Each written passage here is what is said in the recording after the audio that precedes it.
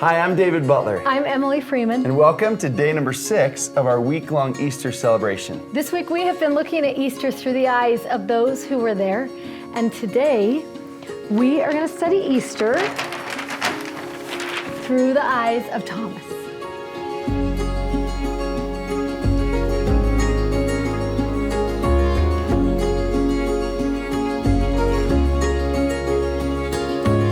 What's interesting about Thomas is he kind of gets a bad rap. The story that we're looking at today, Thomas doubts that the rest of the disciples saw the Lord, so he gets the nickname Doubting Thomas, which is unfortunate because if you look back earlier in his life, this is in John chapter 11, Thomas, when the Savior says, it's time for me to go into Jerusalem to be crucified, it's Thomas in John chapter 11, verse 16, that says, let us also go that we may die with him. That's the kind of character and the heart that Thomas has. But then you get into that first Easter Sunday. Thomas arrives. We don't know where he's been, but he gets there to where the rest of the disciples have been gathered together. And when he gets there, they all tell him, Thomas, we saw him. We felt the prints in his hands, in his feet. He's alive and he's here.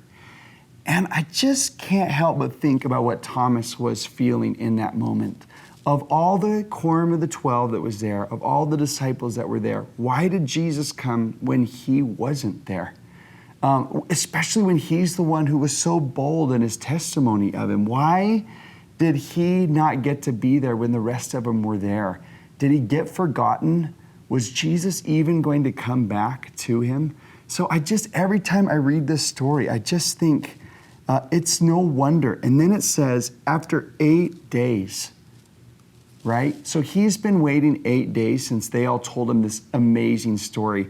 And I'm the kind of person who's probably overly sensitive to this, where I hate being left out. I hate being the person that wasn't invited. And for 8 days, he goes through these types of questions. He has doubts. He has wonderings. I mean, he has to believe their story. They're all his friends. They wouldn't have made it up. And they wouldn't have stopped talking about it either. They would have been so excited. And he had to have been asking those questions like, did he forget about me? Or does he not care about me?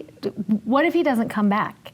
Like, what if everybody else talks about it their whole life and Thomas never gets to have that experience? And why did everybody else get the miracle and he didn't? You know? So that's where he's at. 8 days later, they're there again in that same room that they were before. And sometimes I wonder why 8 days, you know? Because a week later seems like the time he would have come. Okay, he rose on Sunday, then the next Sunday. And then again, Thomas gets disappointed for one more day. Yeah. He has to wait again. And it's so interesting because in verse 25, we actually see the emotion and the pain and the hurt and the heartache, because Thomas says to all of them, except I shall see in his hands the print of the nails, and put my finger into the print of the nails and thrust my hand into his side, I will not believe. And then it's my favorite 3 words of this whole story. In the very middle of verse 26, it says this, then came Jesus. Oh, I just love that. I love that right in the middle of his doubt, like right in the middle of that statement of, I am not going to believe, I can't go on any longer. Then comes Jesus, right in that moment. And he says to Thomas, reach hither thy finger and behold my hands, and reach hither thy hand and thrust it into my side, and be not faithless, but believing. And what I love is that obviously Jesus knew what Thomas just said, even though he wasn't there yet, right? Unless I touch those wounds and unless I put my hand in his side, I am not going to believe. And you love that Jesus doesn't ignore the doubt. He doesn't ignore the questioning.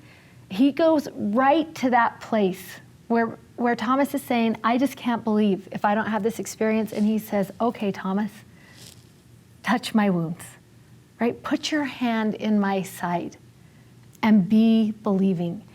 And I've thought about this story a lot in my life. And this is what I think to myself. In that moment, Thomas had a really personal experience with the atonement of Jesus Christ. He saw it with his own eyes. He felt with his own hands, and he knew, right? He believed That's what happened. And as I was thinking about this one Easter, I thought to myself, the same is true for every one of us. We are each going to have that opportunity. We are going to have moments of doubt. We are going to have moments where we question. We are going to have moments when our heart is heavy and we wonder if Jesus forgot us, if he forgot what was going on in our life, and we are going to question everything we know. And what I love is that through the enabling power of the atonement of Jesus Christ, through him, we can see and we can feel and we can know and we can have those assurances and that strength that comes through him, that he knows us, he knows our questions, but he also knows our capacity to hope. And there is so much power in that because that hope is going to lead us to believe. Yeah, it's almost like Thomas becomes, I just feel like Thomas is me. That all throughout the rest of history, the experience of most people will be waiting and hoping. That he almost becomes the symbol of the rest of us. I love that he says, Thomas says, "You are my Lord and my God" in 28. And then in 29, Jesus says, verse 29, "Because you've seen me, thou hast believed, but blessed are they, all of they that have not seen and yet have believed," who will still come to that same witness. Mm-hmm. I remember several years ago, I had a good friend who was in the middle of a surgery and things went wrong, and so he went into a coma. And for weeks, we prayed and we fasted, and there were priesthood blessings.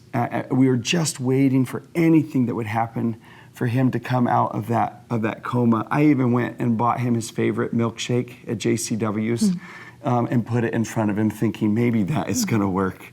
And throughout the entire thing, I kept promising his wife that God will always give you what you ask for or something better.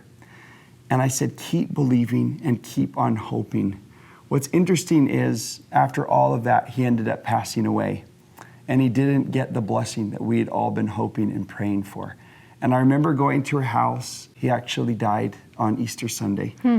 And I went over to her house, and it was filled with lilies, Easter lilies. And she said, was all of that hoping in vain? And I'd wondered kind of the same thing too when I drove away from the hospital. And then I thought, no, because of Jesus Christ, there can always be hope. We didn't get the miracle that we wanted, but we are still going to get the miracle. Our hope just shifted to a future miracle, a miracle in his resurrection. And something happened to us during those days and weeks of hoping and believing and looking forward to good things to come. It wasn't a waste. Hope is never a waste. It expands and exalts our souls. That leads us to the invitation for today for day 6. Take some time to walk around your home and look and see what are the things that remind you to have hope in Jesus Christ, to believe in Jesus Christ. And if you feel like your home is empty in that area, then maybe start thinking of what you could find, a picture or something that would remind you of the hope that comes from a belief in him. Let us tell you a little bit about the tradition that we love to do for Thomas. It's a very simple one.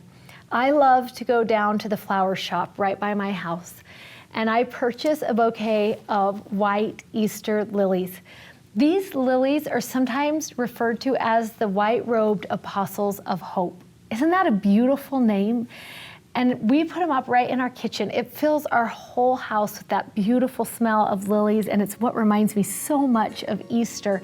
And every time I walk past them, I think of that name, that they are the white-robed apostles of hope. And then I think of Thomas. And instead of doubting Thomas, Thomas has become, for me, the white-robed apostle of hope.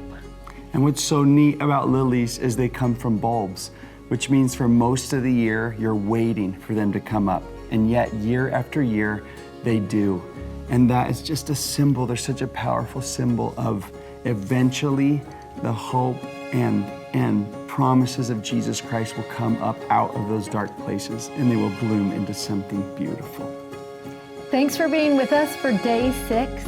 We'll see you tomorrow.